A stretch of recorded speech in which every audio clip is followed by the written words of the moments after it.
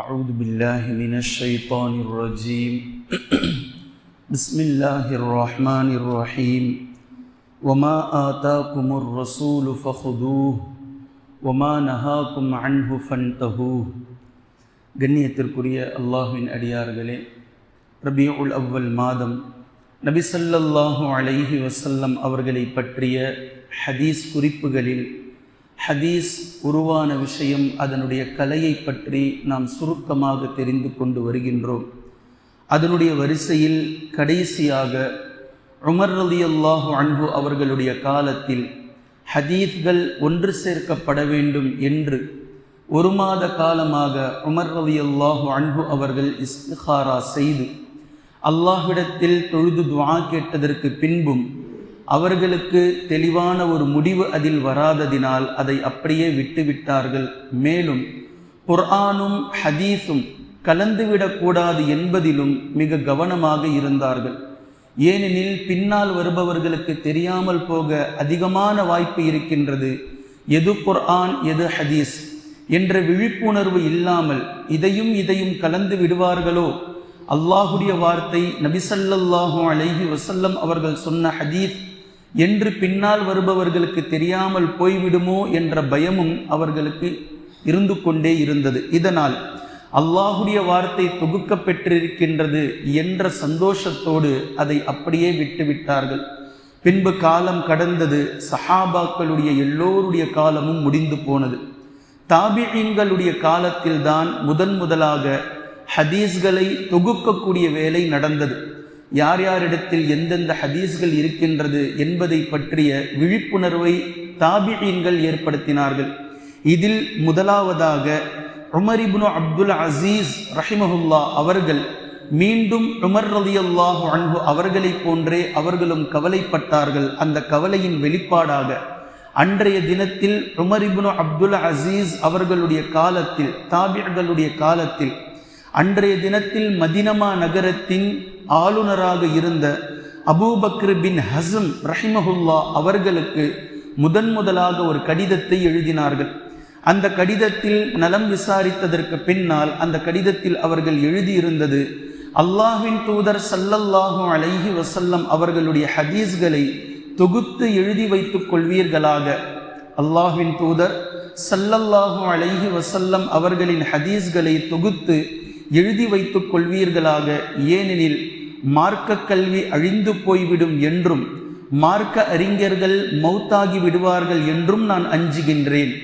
மார்க்க கல்வி அழிந்து போய்விட்டாலோ, அதே போன்று மார்க்க அறிஞர்கள் ஒருவருக்கு பின்னால் ஒருவர் இறந்து போய்விட்டாலோ, இந்த ஹதீஸ்களை பற்றி சொல்வதற்கோ, ஹதீஸ் எது குர்ஆன் எது என்பதை நமக்கு புரிய வைப்பதற்கோ எதுவும் இல்லாமல் போய்விடும். எனவே தொகுத்து எழுதுவீர்களாக என்று அந்த கடிதத்தில் எழுதிவிட்டு ஒரு ஹதீஸை அவர்கள் அந்த இடத்தில் கோட் பண்றாங்க. மன் ஹமல அலைன ஸிலாஹி ஃபலைஸ மின்னா, மன் ஹமல அலைன ஸிலாஹி ஃபலைஸ மின்னா. அல்லாஹ்வின் தூதர் ஸல்லல்லாஹு அலைஹி வஸல்லம் அவர்கள் கூறினார்கள், நமக்கெதிராக எவர் வாளை உயர்த்துவாரோ, நமக்கெதிராக எவர் வாளை உயர்த்துவாரோ அவர் நம்மை சார்ந்தவர் இல்லை என்று அல்லாஹ்வின் தூதர் ஸல்லல்லாஹு அலைஹி வஸல்லம் அவர்கள் கூறிய இந்த ஹதீஸை அந்த கடிதத்தில் குறிப்பிட்டு, இல்மை, கல்வியாளர்களை அல்லாஹ்வின் மார்க்கத்தை பாதுகாக்க பொறுப்பாளிகளாக, அதாவது அல்லாஹ்வினுடைய மார்க்கத்தை பாதுகாப்பதற்காக எப்படி போர்க்களத்தில் நின்றார்களோ ஷுஹதாக்கள், இதே போன்ற உலமாக்களை இந்த இடத்தில் ஒப்பிட்டு மார்க்க அறிவு யாருக்கு கொடுக்கப்பட்டிருக்கின்றதோ அவர்கள் நபி ஸல்லல்லாஹு அலைஹி வஸல்லம் அவர்கள் கொண்டு வந்த இந்த தீனை கொண்டு போய் சேர்க்க வேண்டும். அவர்கள் எல்லாம் இந்த தீனுக்காக ஷுஹதாக்கள் வாளை ஏந்தி கொண்டு நிற்பவர்களை போன்று அவர்களுக்கு எதிராக நாம் வாளை உயர்த்தினால் நாம் நபி ஸல்லல்லாஹு அலைஹி வஸல்லம் அவர்களுடைய மார்க்கத்திற்கு உட்பட்டவர்கள் அல்ல. சுருக்கமாக அவர்கள் சொல்லக்கூடிய கருத்து என்னவெனில், உங்களுடைய ஊர்களில் மார்க்க அறிஞர்கள் இருந்தால் அவர்களை வைத்து இல்மை நீங்கள் வெளியாக்குங்கள். யார் யாருக்கு எப்படி கொண்டு போய் இல்மை தாவாவை சேர்க்க முடியுமோ அதை கற்றுக் கொடுக்க முயற்சி பண்ணுங்கள். உலமாக்களை முடக்கி விடாதீர்கள். அப்படி நீங்கள் முடக்கினால் நீங்கள் நபி ஸல்லல்லாஹு அலைஹி வஸல்லம் அவர்களுடைய மார்க்கத்திற்கு எதிராக வாளை உயர்த்தியவர்களை போன்றவர் ஆவீர்கள் என்ற கருத்துப்பட இந்த ஹதீஸை நோட் பண்ணி உமர் இப்னு அப்துல் அசீஸ் ரஹிமஹுல்லா அவர்கள் அபூபக்கர் இப்னு ஹஸம் ரஹிமஹுல்லா அவர்களுக்கு இந்த கடிதத்தை எழுதுகிறார்கள். இதில் மார்க்கத்தை கற்றுக்கொள்பவர்களுக்கும் மார்க்கத்தை கற்றுக் கொடுப்பவர்களுக்கும் ஒரு அறிவுரையை வழங்குகிறார்கள். இந்த அறிவுரைக்கு ஏற்று அந்த அரசர்கள், ஆளுநர்கள் அதன்படி அவர்களுக்கு வசதி வாய்ப்புகளை ஏற்படுத்தி கொடுக்க வேண்டும் என்பதற்கான விஷயத்தை அவர்களுக்கு சொல்கிறார்கள். அது கல்வியை கற்றுக்கொள்பவர்களும் கல்வியை கற்றுக் கொடுப்பவரும் ஒரே இடத்தில் இருப்பதற்கான வசதியை நீங்கள் ஏற்படுத்தி கொடுங்கள். கல்வி கற்றுக் கொடுப்பவர் ஒரு ஊருக்கு சென்றால் அதே ஊரில் இருந்து அவர் கல்வி கற்றுக் கொடுக்கும். கல்வியை கற்றுக்கொள்ளும் வரை அந்த ஆலிமை நீங்கள் கண்ணியப்படுத்தி அவரை, கல்வியாளரை அங்கேயே வைத்துக் கொள்ளுங்கள் என்ற இந்த கடிதம் உட்பட இங்கே நீண்ட நெடிய கடிதம்.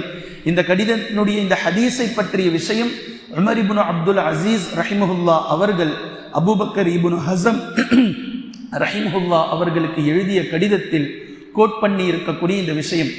இப்போது இந்த ஹதீஸை நீங்கள் சஹீஹுல் புகாரியில் 100வது ஹதீஸாக இந்த ஹதீஸை நீங்கள் காணலாம். இப்போ இந்த ஹதீஸ் உமர் இப்னு அப்துல் அசீஸ் அவர்கள் எழுதும் போது புகாரி எழுதப்படலை. நான் சொல்றது விளங்குதுங்களா? ஹதீஸ் இருந்தது. இப்போது இந்த ஹதீஸை நீங்கள் சஹீஹுல் புகாரியில் 100வது ஹதீஸாக மன் ஹமல அலைன ஸிலாஹி ஃபலைஸ மின்னா என்ற ஹதீஸை நீங்கள் காணலாம்.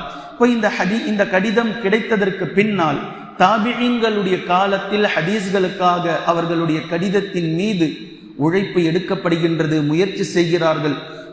முதலாக ஹதீஸ் என்ற தொகுப்பை எழுதப்பட்ட முதல் விஷயத்தை எழுதியவர் சயீத் இப்னு மன்சூர் ரஹிமஹுல்லா இவர்கள்தான்.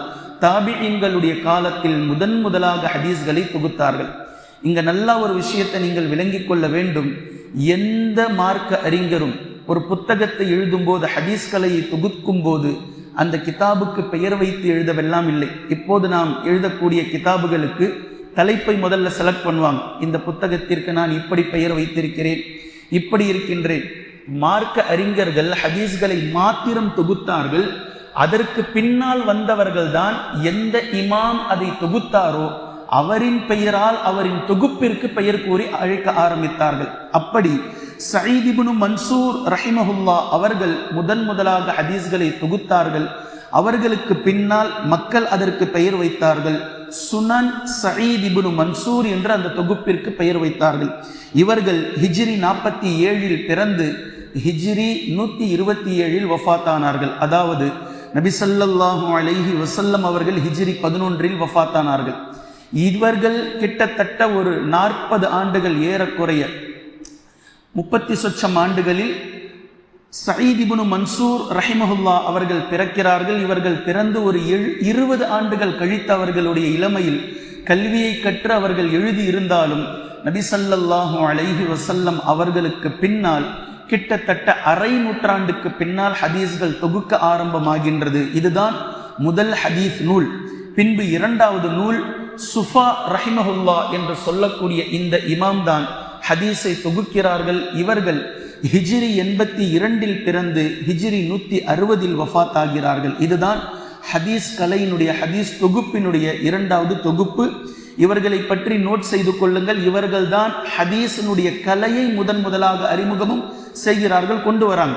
இப்போ 3வதாக எழுதிய கிதாபு தான் 3வது கிதாப் இமாம் மாலிக் ரஹிமஹுல்லா, நமக்கு மிகவும் பிரபல்யமான இமாம்.